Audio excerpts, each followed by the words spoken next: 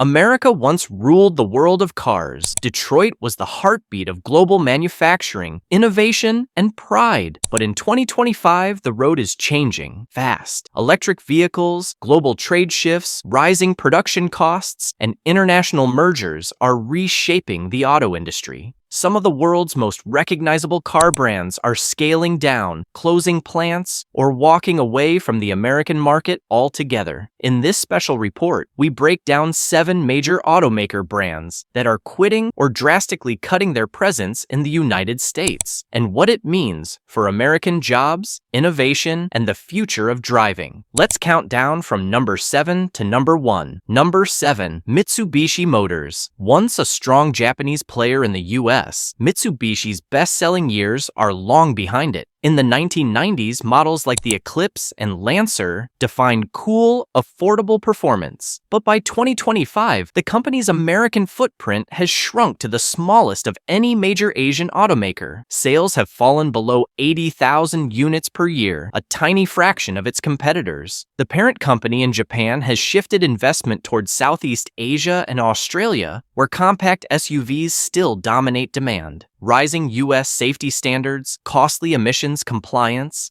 and the rapid transition to EVs have made it expensive for Mitsubishi to keep up. Instead of re-engineering cars for U.S. regulations, the company is focusing on markets where costs are lower and profits higher. In early 2025, industry insiders confirmed that Mitsubishi will consolidate U.S. operations into regional partnerships under the Renault-Nissan-Mitsubishi Alliance, effectively ending its independent dealer network. For American workers, this means fewer local dealerships and service centers, but also a sign of a much larger story. Smaller foreign brands can no longer afford the U.S. price of entry. Number 6. Fiat. Stellantis Group. Fiat returned to the U.S. in 2011 with high hopes, but the tiny Italian city cars never truly connected with American drivers. By 2023, annual sales were below 1,000 units. In 2025, Stellantis, the parent group of Fiat, Chrysler, and Jeep, officially announced that Fiat will focus on Europe's compact EV market and exit standalone U.S. retail operations. The 500e electric model will be sold only online and in limited numbers. Rising competition from Tesla, Rivian, and Chinese EV imports made it impossible for Fiat to scale profitably. At the same time, Stellantis is shifting its investment toward hybrid Jeeps and Dodge electrification, the brands that still make money in America. Fiat's quiet retreat marks the end of a romantic European experiment in the US, leaving behind nostalgia and empty showrooms. Number 5. Peugeot, Citroën, PSA Group. Few remember that Peugeot and Citroën once sold thousands of cars in America. Their elegant French designs disappeared decades ago. But in 2019, PSA Group announced an ambitious return by 2025. That comeback has now been canceled. After the Stellantis merger, the company decided to keep its resources in Europe and emerging markets instead.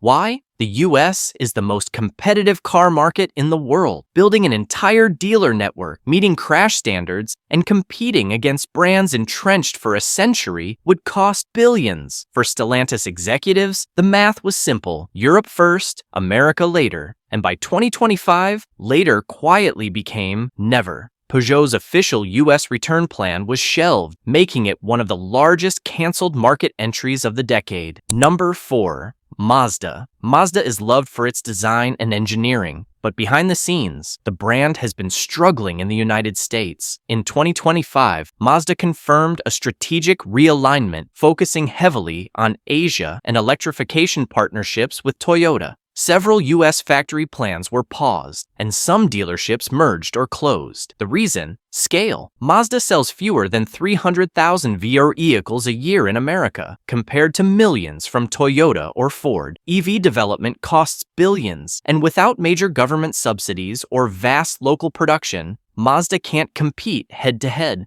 Analysts call it a soft exit, not a full departure, but a slow fade from a market it once dreamed of conquering. For American auto towns, every soft exit still means lost jobs, shuttered facilities, and a shrinking diversity of choice on the showroom floor.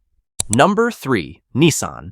This one shocks many viewers. Nissan isn't disappearing overnight, but the company is undergoing a deep transformation that feels like a retreat, a slow pullback that tells a larger story about the global automotive shift. Nissan was once a powerhouse in the US market. The Altima, Rogue, and Sentra dominated American streets through the 2000s. Factories in Mississippi and Tennessee produced hundreds of thousands of cars each year, fueling local economies and keeping tens of thousands of Americans employed. But by 2024, the winds had changed. Facing global inflation, semiconductor shortages, and tightening U.S. fuel efficiency standards, Nissan executives made a tough calculation. Maintaining full-scale American manufacturing no longer produced the margins it once did. As a result, several U.S. assembly lines were closed or merged with overseas operations. Sedans like the once iconic Altima and Maxima saw reduced production, while crossovers and EVs took priority in other regions. Instead, Nissan began redirecting production to Mexico and Japan, where labor and energy costs are significantly lower and where new free trade agreements give easier export routes. Moving manufacturing closer to Asian and Latin American suppliers trimmed expenses by billions of dollars annually. Another blow came from the EV transition. Nissan was early in electric vehicles with the Leaf, launched back in 2010. Yet by the 2020s, newer rivals, Tesla, BYD, Hyundai, and even startups, outpaced Nissan's innovation. The company launched the Ariya crossover to compete in 2022, but sales failed to meet expectations. Limited charging infrastructure, high sticker prices, and competition from domestic EVs forced Nissan to delay additional U.S. electric models that were originally slated for 2025. Inside company reports, the strategy shifted. Focus on regions offering stronger government incentives for EV adoption, Europe and parts of Asia, and scale down North American investment until market conditions stabilize. The impact has been felt across the American South. Parts suppliers in Mississippi and Tennessee that once relied entirely on Nissan contracts are facing layoffs and consolidation. Local economies that flourished for decades around auto plants are being forced to reinvent themselves. Industry watchers call it a silent retreat. Nissan remains present in name and dealerships, but the heartbeat, manufacturing, research, and large-scale investment is moving offshore. The brand's future in America may survive, yes, but it will be smaller, leaner, and far less local than before. Number 2. Chrysler under Stellantis. Chrysler, one of Detroit's oldest names, a company woven into the fabric of American industry, is now a ghost of its former self. Founded in 1925, Chrysler helped shape the identity of the U.S. auto sector. It built tanks during World War II, defined muscle car culture with the Hemi engine, and once competed head-to-head with Ford and General Motors. But by 2025, that legacy exists mostly in memory. Under its parent company, Stellantis, a multinational conglomerate formed from the merger of Fiat Chrysler and France's PSA Group, Chrysler has become the weakest link in a global portfolio. Its lineup has shrunk to just 2 models, the Pacifica minivan and the aging 300 sedan. Both sell in modest numbers, mostly to longtime loyalists and fleet buyers. Stellantis executives have chosen to funnel investment into brands that generate higher global returns: Jeep, Dodge, Peugeot, Citroën, and Fiat. The Chrysler badge no longer represents a clear identity or growth market. In 2024 and 2025, multiple Stellantis statements referred to strategic consolidation and platform harmonization, corporate phrases that usually precede phase-outs. Industry insiders say U.S. production of the Pacifica and 300 will wind down by late 2025. Future Chrysler-branded vehicles, if any, would likely be built overseas on Stellantis electric platforms and imported back into the United States in limited numbers. For auto historians, this is heartbreaking. Chrysler was part of the Big Three, the trio that symbolized American manufacturing might. Its decline represents more than just a business decision.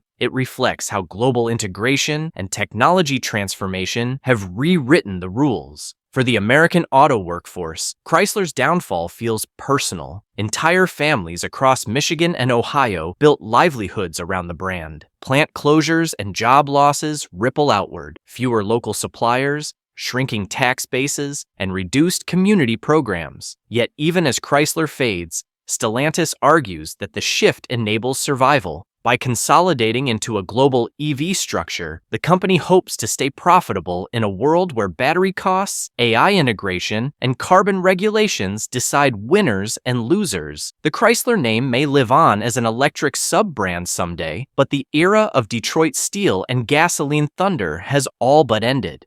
Number 1. Ford Motor Company, partial exit and offshoring. And finally, the name few expected to appear on any exit list, Ford Motor Company. Henry Ford's vision of affordable mobility built modern America. Ford created the assembly line, changed industrial labor forever, and became a symbol of national pride. Even today, millions of Americans associate the blue oval with hard work, craftsmanship, and domestic power. But the Ford of 2025 faces challenges that its founder could never have imagined: global supply chain dependence, rising labor costs, and an electric vehicle transition that demands hundreds of billions in new investment. Over the past 2 years, Ford has quietly begun relocating significant portions of its production abroad. In 2024, the company shuttered several internal combustion engine plants in Michigan and Ohio. New EV component lines were built not in the US,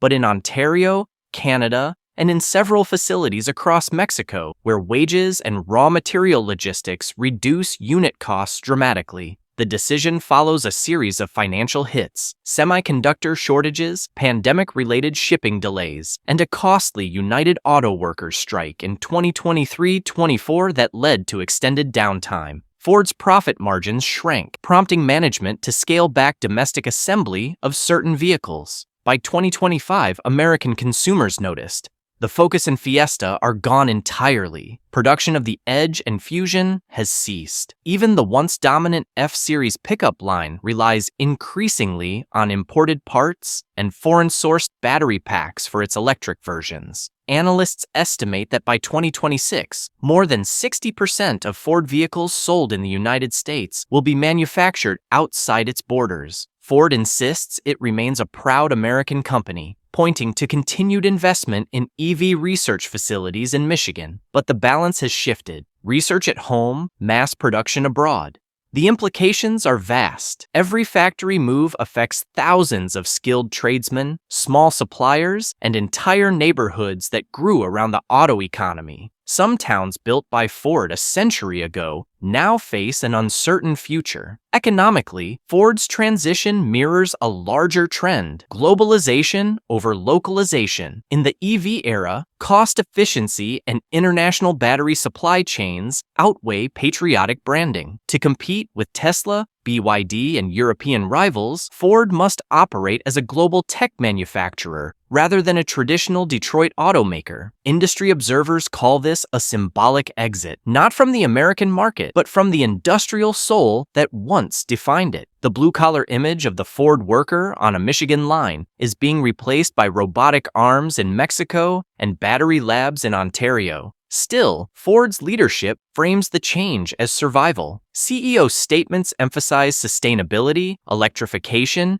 and competitiveness. The company's future vehicles will be smarter, lighter, and cleaner, though perhaps less made in America. For American workers, that's a painful trade-off. For the industry, it's evolution. 7 brands, 7 different stories. But together they mark a defining chapter in America's automotive history. The United States remains one of the world's largest car markets, yet production is scattering across continents. What was once built by American hands is increasingly assembled through global networks of parts, software, and labor. For every plant that closes, a new opportunity emerges. Battery manufacturing in Nevada, AI-driven design labs in California, hydrogen research in Texas.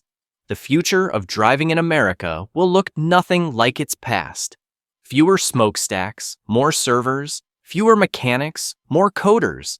Still, nostalgia runs deep. Detroit, Toledo, and Flint remember the golden era when engines roared and factory whistles blew at dawn. Those sounds are fading, replaced by the quiet hum of electric motors and the clicks of robots. Change is inevitable, but progress is a choice. Whether America leads the next automotive revolution or becomes a buyer of foreign technology will depend on how it invests today, in education, in infrastructure, and in innovation. So, what do you think? Are these automakers making smart global moves, or are they walking away from the market that built them? Share your thoughts below. And if you want more deep dives into how industries reshape our world, make sure to subscribe, like, and stay tuned, because the next revolution on four wheels is already rolling down the road.